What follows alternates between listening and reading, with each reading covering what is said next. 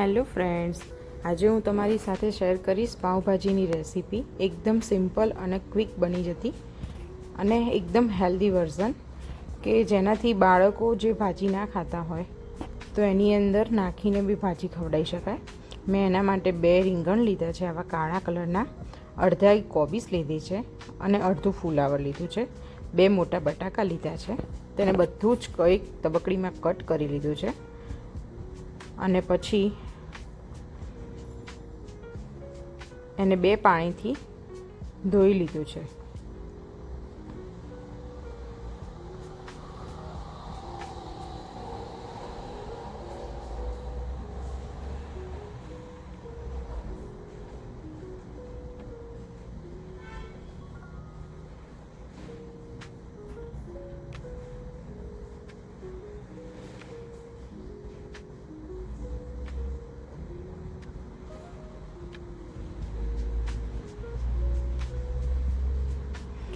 આની અંદર તમે દૂધી પણ નાખી શકો છો અને છોકરાઓ જે ના ખાતા હોય એ બધા શાકભાજી આની અંદર જૈન લોકો કે સ્વામિનારાયણ લોકો બટાકાની જગ્યાએ દૂધી નાખી શકે છે.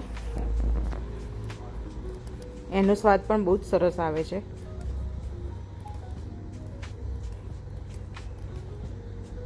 જો મેં અહીંયા આગળ 2 પાણીથી ધોઈ કાઢ્યું છે અને પછી એક કુકર લઈને એની અંદર બધા શાકભાજી નાખી, 1 ચમચી મીઠું નાખી અને 1 ગ્લાસ જેટલું પાણી રેડીને 2 બાફવા મૂકી દીધું છે. 4 થી 5 વિસલ થાય ત્યાં સુધી એને થવા દેવાનું. અને ભાજીનું માપ કેવી રીતે લેવાનું કે દરેક વ્યક્તિની 1 મુઠ્ઠીનું માપ રાખવાનું કે જેથી કરીને ભાજી પણ વધારે નહીં થાય, એકદમ એક્ઝેક્ટ થશે. આ મેં 5 થી 6 થી 7 લોકો ખાઈ શકે તેટલું ભાજી પાઉં બનાવ્યું છે. 6 જણ હોય તો 6 મુઠ્ઠી લેવાની ભાજી. ટોટલ કાપેલી ભાજી 6 મુઠ્ઠી થવી જોઈએ અને ગ્રેવીનું હોય એટલે બધી 7 લોકો ખાઈ શકે એટલી ભાજી થાય. મેં 6 મુઠ્ઠી માપ લીધું છે અને 2 મુઠ્ઠી જેટલું ગ્રેવીનું. હવે ગ્રેવી માટે મેં અહીંયા લીધા છે 5 ટામેટાં, 3 મીડિયમ સાઇઝની ડુંગળી અને 8 થી 10 લસણની કળી. એ બધું જ છોલીને ધોઈને કાપી લેવાનું.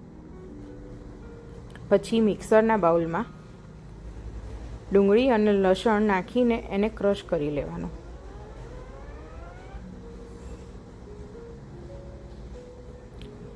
ક્રશ થઈ જાય એટલે એક બાજુ એક તાવડીની અંદર વધારે પ્રમાણમાં ઘી અને થોડા પ્રમાણમાં તેલ નાખીને ગરમ થવા માટે મૂકી દેવું.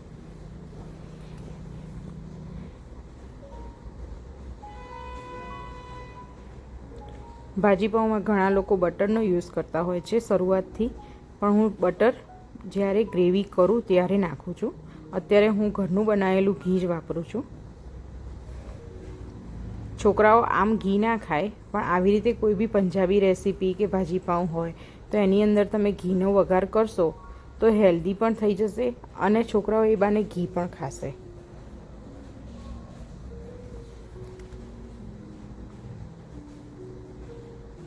હવે મેં એની અંદર ઘીના અડધા પ્રમાણમાં મેં થોડું તેલ લીધું છે.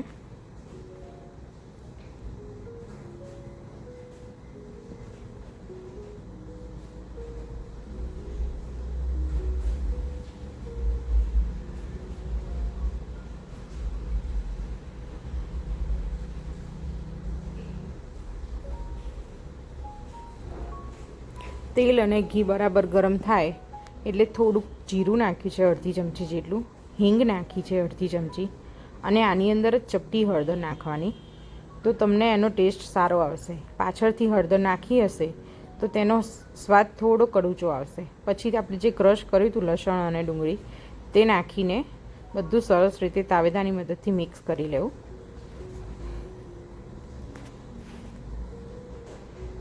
આ ડુંગળી અને લસણનો જ્યાં સુધી કાચો ટેસ્ટ જતો ના રહે ત્યાં સુધી આને શેકાવા દેવું. તમને એની અંદર ખબર પડી જ જશે, ઘી અને તેલ છૂટું પડવા માંડશે અને આ થોડી ચડી જાય એટલે એની અંદર 1 ચમચી જેટલું મીઠું નાખવું. મીઠું ગ્રેવી પ્રમાણે જ નાખવું, કારણ કે આપણે ભાજીમાં પણ 1 ચમચી મીઠું નાખેલું છે. પછી જો વધારે મીઠું પડી જશે તો ભાજી ખારી થઈ જશે.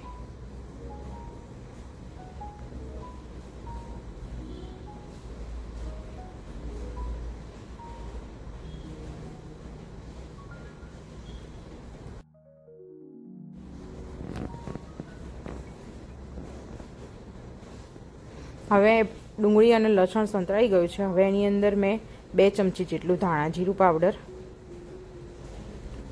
2 ચમચી જેટલું લાલ મરચું પાવડર,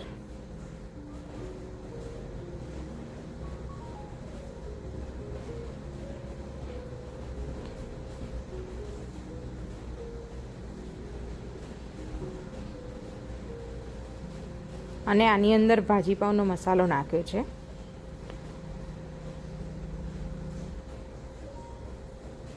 બે ચમચી જેટલો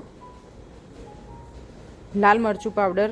બને ત્યાં સુધી કાશ્મીરી કાં તો ઓછું તીખું વાપરવું, કે જેથી કરીને આની ભાજીની અંદર તીખાશ વધારે ના થઈ જાય અને મસાલો બળી ના જાય. એના માટે મેં મોટા ચમચા જેટલું પાણી નાખ્યું છે, કે જેના કારણે મસાલો બળશે નહીં અને એકદમ સરસ શેકાઈ જશે. મસાલો શેકાશે તો એનો ટેસ્ટ વધારે સારો થશે. જો મેં હવે બટર નાખ્યું છે. 1 ચીઝ ક્યુબ જેટલું જ બટર નાખવાનું.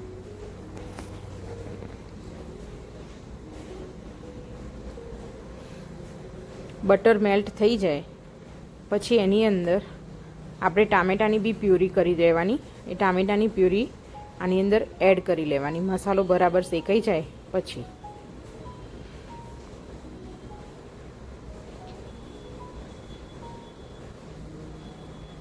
હવે બધું જ સરસ રીતે મિક્સ કરી લેવું.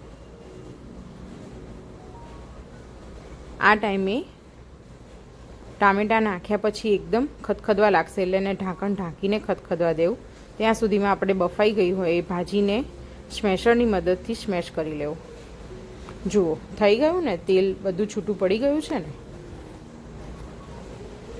આવી રીતે તેલ છૂટું પડે ત્યાં સુધી એકદમ સરસ રીતે ગ્રેવીને થવા દેવાની. પછી એની અંદર ભાજી સ્મેશ કરેલી નાખીને સ્મેશરની મદદથી હલાવી લેશો. બધું જ સરસ રીતે મિક્સ થઈ જશે, એક રસ થઈ જાય. હવે મેં બીજી તાવડીમાં 2 ચમચી જેટલું ઘી લીધું છે અને મેં વટાણા ખરા ને બાફીને રાખ્યા છે અને કેપ્સિકમ ઝીણા સમારી લીધા છે. હવે તેલ આવ્યું છે કે નહીં તે જોઈ લેવાનું અને પછી એની અંદર પહેલાં કેપ્સિકમ નાખવાના હિંગ નાખીને. આવી રીતે તમે કેપ્સિકમ અને વટાણા પાછળથી નાખશો તો એનો કલર એકદમ ગ્રીન રહે છે અને ખાવામાં બી ક્રન્ચી લાગે છે.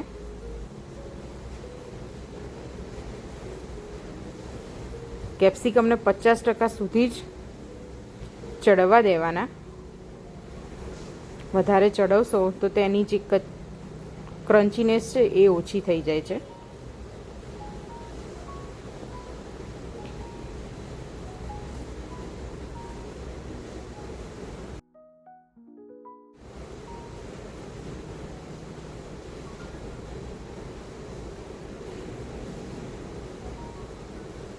હવે મેં એની અંદર વટાણા એડ કર્યા છે. આ બધું કરું ને મેં મીડિયમ ગેસ ઉપર કરેલું છે, જે તમે વિડીયોમાં જોઈ જ શકો છો.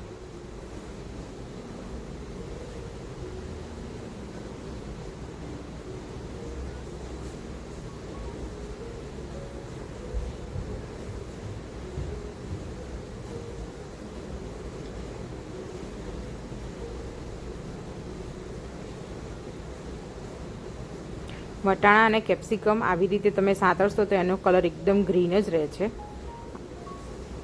જે નહીં થાય.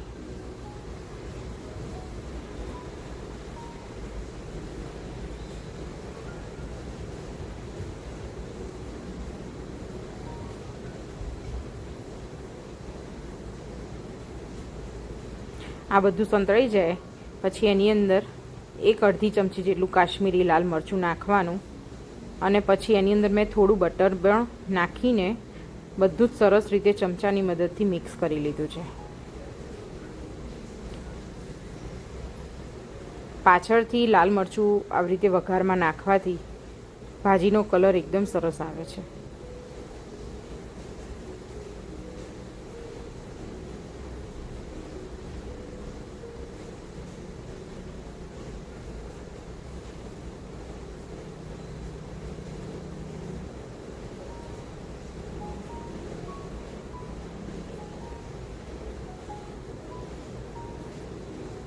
જો કેવું સરસ દેખાય છે. વટાણા પણ એક પણ ભાગ્યા નથી અને કેપ્સિકમ એકદમ ગ્રીન કલરના દેખાય છે વટાણાને બંને. આ મારી મમ્મીની સિક્રેટ રેસીપી છે જે હું આજે રિવીલ કરી રહી છું.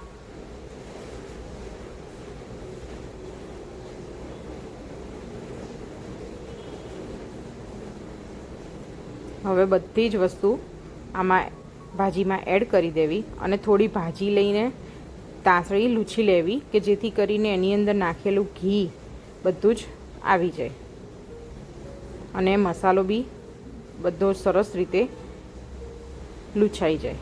આવી રીતે ભાજી લૂછીને લઈ લેવી જેથી કરીને ઘીનો પણ બગાડ નહીં થાય અને ભાજીનો ટેસ્ટ પણ સરસ થઈ જશે.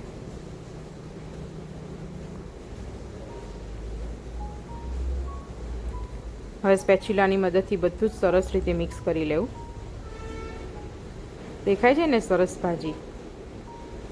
આ ભાજીની સાથે મેં હેલ્ધી વર્ઝન કીધું છે એટલે મેં આની સાથે પરોઠા બનાવ્યા છે. અમે બને ત્યાં સુધી પાઉંનો ઉપયોગ ઓછો કરીએ છીએ. ભાજીની જોડે લગભગ મારા ઘરે પરોઠા જ વપરાય છે.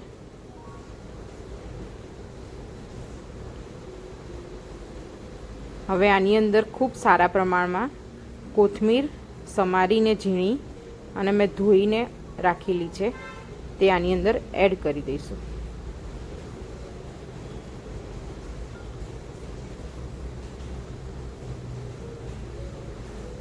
ભાજીને જેટલી ખદખદવા દેશો તેટલી જ વધારે સ્વાદિષ્ટ ભાજી થાય છે.